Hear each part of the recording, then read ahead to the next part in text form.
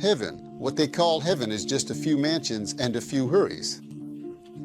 Give those to whoever wants them. What I want is you, only you. Now, he says, I don't want mansions. I don't want them, I don't want hurries, or anything that. This is a general attitude. Maturidi agrees. He says only wretched souls would do this. But then add, but in return, you have to give me that. There is goodness in my prayer, and in the prayer of existence as well. Now, I did this. I'm not expecting anything in return. Yes, we are not expecting anything in return. I also don't expect any reward from God for the good deeds I do, but I know that it won't go unrewarded. It's like when someone is stranded in the desert and says, help me, to someone passing by. Like, isn't there any water? He wants the guy to give him some from his water pouch or something. The man got off his horse and took out his water skin to give the man water to drink. Suddenly, the guy gets up. Istanbul.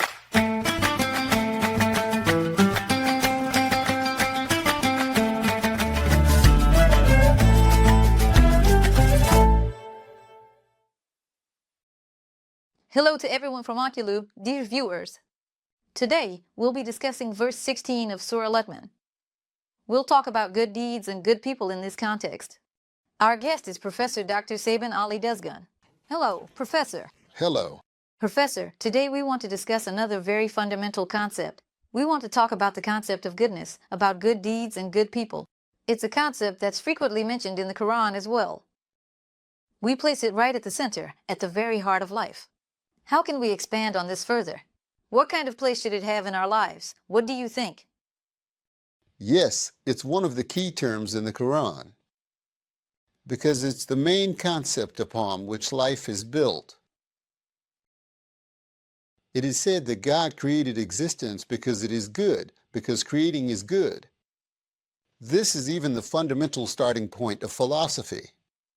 In other words, this is one of the answers to the question, why is there something rather than nothing? Because bringing something into existence is good. He did it because it was good. Therefore, anything that goodness touches also becomes good. Naturally, this is what is expected. Of course, this is a kind of goodness related to the nature and ontology of existence.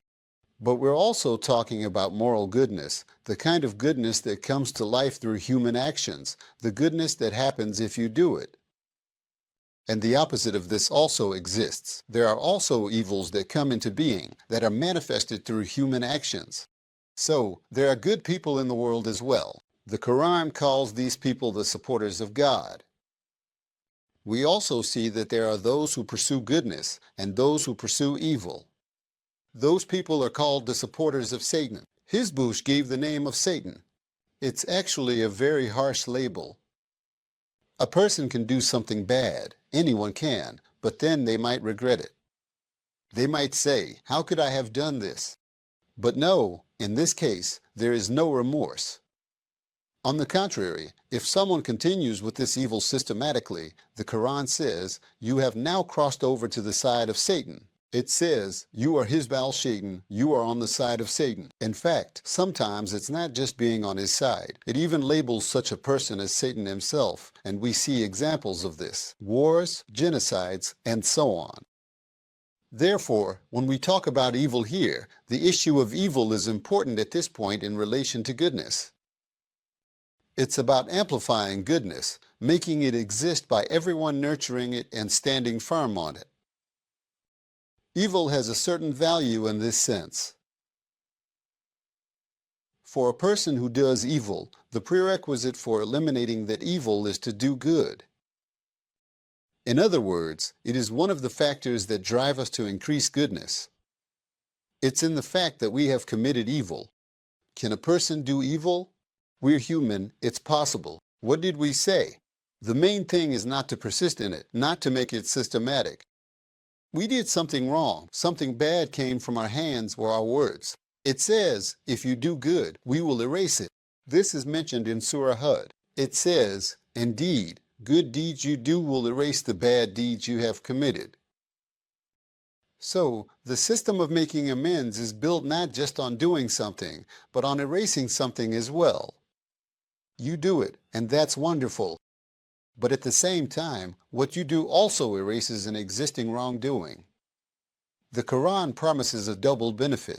Not only does the good thing you do make you happy, but it also erases and removes the thing that used to hurt you inside, the thing you regretted and asked yourself, why did I do such a bad thing? In other words, doing good becomes a means to create a good person. By doing good, we take a step toward becoming a better person. The point I want to highlight here is that when I analyze the verse, we're not just talking about goodness itself, but also about creating a good person. So, talking about good deeds and talking about good people are actually a bit different from each other. When the Quran speaks about Prophet Abraham or the Prophet Muhammad, it uses the phrase uswatun hasanatun, a good example. They are beautiful examples to follow. Who is your model, your role model, your prototype? When people ask that question, ask the young people, who is your role model? They will definitely name someone for you. There is always someone in their mind. It could be an artist, an actor, or a thinker. It could be a football player, someone they look up to. Yes, it could be. Your generosity and good deeds. All right, you have an example. You have a role model, but is it a good role model? The Quran adds an extra value to that. Us means model. But is it hasanatun? In other words, is it really a model that will lead you to goodness, beauty, and what is aesthetic? So, it says, look at that separately. Your arrogance and good deeds. Therefore, the good ones are being highlighted here. The good ones. It's not just about goodness. Let's read the verse together. After that, let's see why the Quran emphasizes this so much.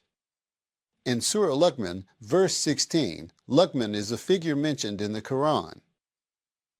The scholars have almost unanimously agreed that he was not a prophet. In other words, someone mentioned by the Quran, but not a prophet. Now, that's actually a big deal. I mean, a word that is promised by prophets, a term, goodness, that is even at the center of the prophet's message, is being used by a person, not a prophet, just a person. Let's call him a great sage, a wise man, a thinker. He says something, and the Quran takes it up. The Quran presents what this person says as if a prophet were speaking, as if he had received a revelation or a message, and records his words to announce them to all of humanity. What does Luqman say? What Luqman says, especially in terms of a wise person guiding, advising, opening the way, and informing someone younger, Luqman is such a figure, such a personality. And in verse 16, the verse says, he says, "O my son," as small as a mustard seed in weight, meaning it actually seems like it has no weight at all.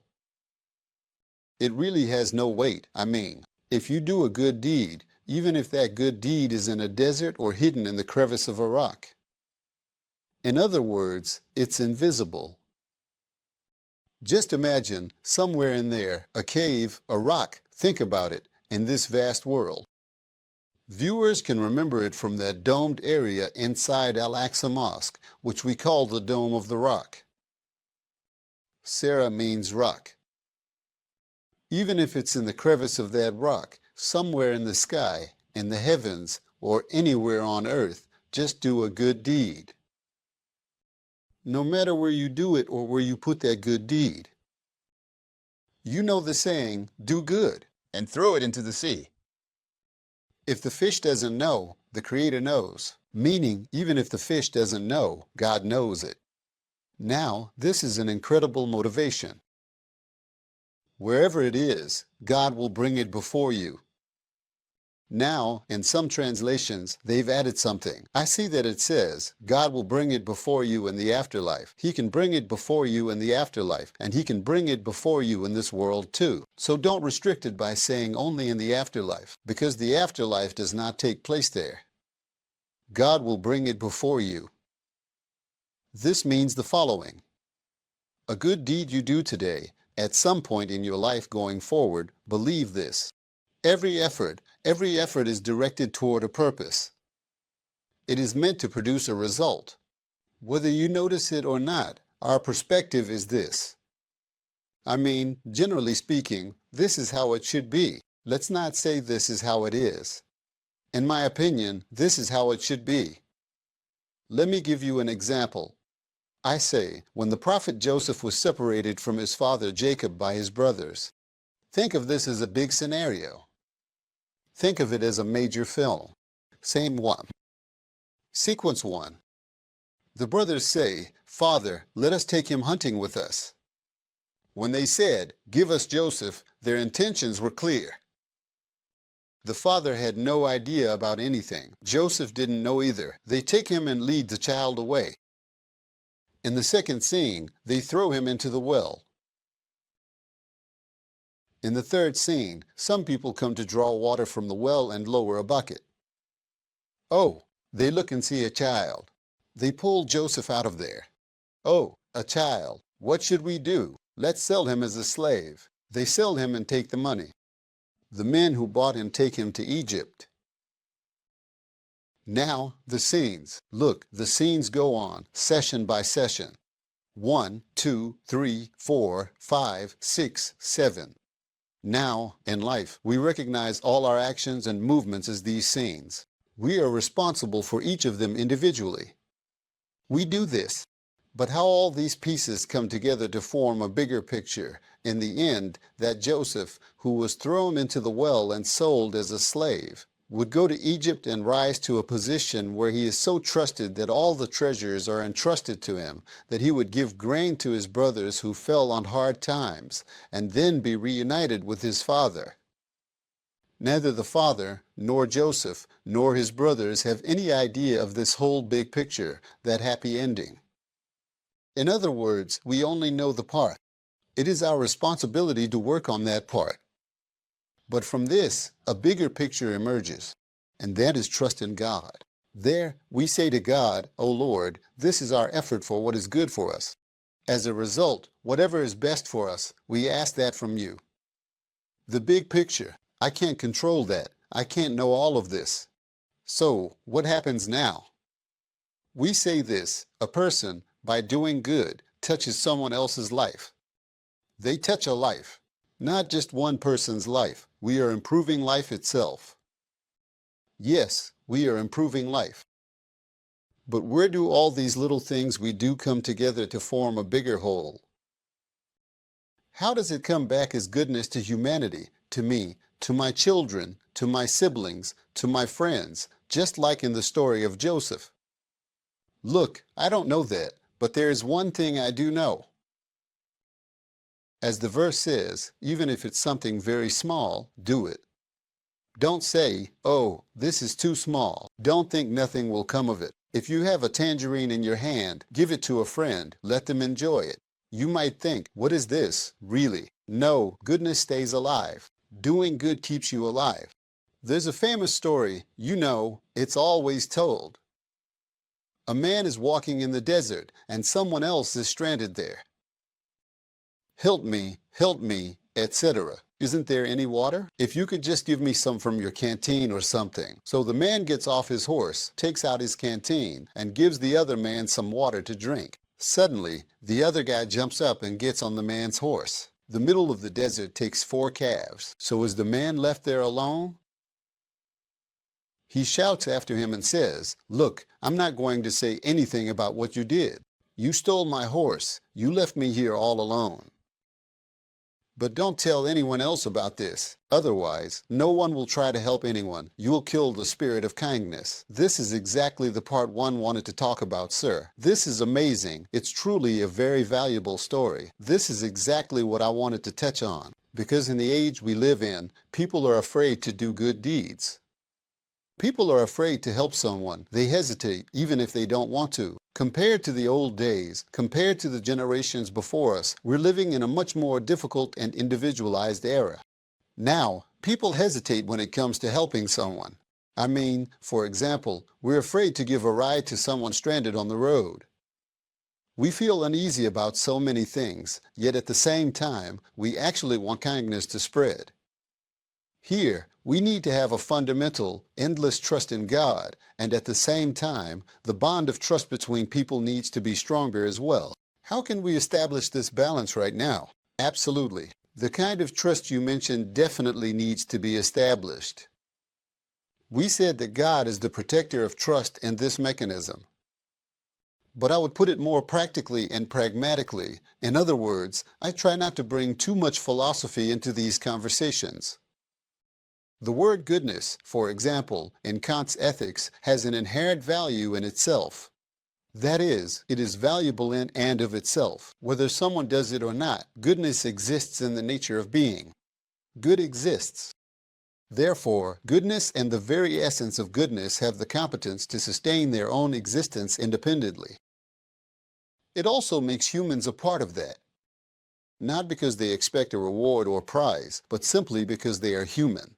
Just as goodness exists because it is good, you, too, as a human, are categorically, imperatively, and necessarily part of this. It's something you have to do, my friend. You will do it because you are human. What he says is true. That's how it is. I mean, maybe we mentioned this in a previous conversation. Let me give an example. In the darkness of night, we help a blind brother trying to cross the street and guide him to the other side. But the blind person doesn't see me. Who is doing the good deed for him? He doesn't see it. No one else sees it either. But I'm the one doing that good deed. So I understand that goodness exists both in my nature and in the nature of existence itself. Now, I did this. I'm not expecting anything in return. Yes, we don't expect anything in return. I also don't expect any reward from God for the good deeds I do, but I know that it won't go unrewarded. This is the difference between expecting a reward and knowing it won't go unrewarded. We don't expect anything in return, but God never leaves it unrewarded. Moreover, the names that God chooses for himself at the end of verses and the concluding phrases of these verses in the Quran are names that are in harmony with the content of the verse. Now, even if it's in the crevice of a rock, in a gap in the skies, or deep anywhere on earth, even the smallest good deed you do will come back to you. After saying this, it says that God is, first, Latif and, second, Habir. Latifan Habir. Habir means that nothing escapes him. He knows everything. He is the ultimate expert, the specialist in everything. So, where is goodness? He finds it. Where is goodness? There's a field of science called remote sensing. It means sensing and measuring from a distance. There's an Egyptian chemist who trains astronauts going to space. At the same time, he says, "Show me a spot in the desert." How many grains of sand are there? Let me count the grains of sand for you. How many are there? Remote sensing works the same way here. Allah Almighty says, "You just do a good deed, put it somewhere. I will find it and bring it before you. Because you did such a good deed. I am Habir, but there's a second part. I am the gentle, Latif. What does that mean? He says, if only you knew what I would give you in return for that tiny good deed you did, I would bestow it with gentleness and grace. That's why we don't worry about calculations or accounting. In other words, does the Quran promise an uninterrupted reward, ajr gairu mamnun, for these kinds of good deeds? Like I said, we're not doing it for the reward. But he says he won't leave it unrewarded. This is the essence of our culture. As Yunus Emre said, paradise, paradise, what they call paradise is just a few mansions and a few houris. Give those to whoever wants them. What I need is you, only you. Now, he says, I don't want the mansion, I don't want the houris, I don't want any of that. Actually, this is a general attitude. This is also found in Maturidi. He says that only wretched, miserable souls can do this. But in return, you have to give me that. Look, this is really harsh. Only miserable souls, only the wretched can say, I'm expecting something in return. Someone who expects something in return is a loan shark. They want a reward. Yes, exactly. Someone who expects something in return, well said, actually wants even more, right? Like a loan shark. I give you 1 lira, bring me back 10. I did a good deed, then I say, oh Lord, now give me this and that. Where is mine now? You know, our prophet once joked among the companions. Old people won't be able to enter paradise. Everyone's faces dropped. They were really upset, saying, O Messenger of Allah, is this for real? O Messenger of Allah, this isn't what we agreed on. O Messenger of Allah, why did you say that? There was this sadness and all. Then he said, okay. When he said, you'll enter after becoming young again, they felt relieved because, you know, they're expecting something now. That's how they've set themselves up. But as I said, doing things without expecting anything in return is in the nature of existence, and humans are wired for this. As long as goodness and good people increase, and the nature of life itself becomes better. Lastly, I'd like to ask you one more thing, teacher. Based on the example you just gave, you said that talking about the bad situation someone experiences in the desert kills the goodness. So, we understand it as, these bad experiences shouldn't be talked about so they don't spread. On the other hand, how does talking about goodness serve as a means for it to spread? Because sometimes, talking about good deeds is seen as arrogance. How right or good is it to talk about a good deed you've done? It is a virtuous behavior. How important is it to explain and spread the word? Let me give the Maturidi example again. For example, he wants us to talk about the obligatory acts, the things we are required to do, and to mention that we have done them. For instance, you give zakat. I gave my zakat, friends. Did you give your zakat? He says you can say this. Why? Because it is obligatory, because you are performing an obligatory act of worship. He says, oh, saying I did this or that isn't like a public announcement. He even says it's good since it reminds others of responsibility. As long as it's obligatory, of course, something required. I prayed my prayer, friends. Did you pray yours too? It reminds them. So here, it's not like, hey brother, if you prayed, keep it to yourself. It's not like that. It serves as a reminder. Just like this, as Maturidi says, you can openly say, I did what is obligatory for everyone. Did you do it? It's a reminder. There's nothing wrong with this. It doesn't cause arrogance or anything. Can we call it good deed, obligation? Goodness. All of this is included within it. That's how it's described. Even these acts of worship discipline a person to create a good life. They provide discipline. I mean, think of someone who prays 5 times a day. He performed his prayer, made his ablution, and prayed. Then he gets up and, for example, encounters a bad situation. With that calmness, with that peace, it's the time to intervene. He doesn't get involved in that wrongdoing. You see what I mean? That's the state he's in, a person who is constantly in worship. Yes.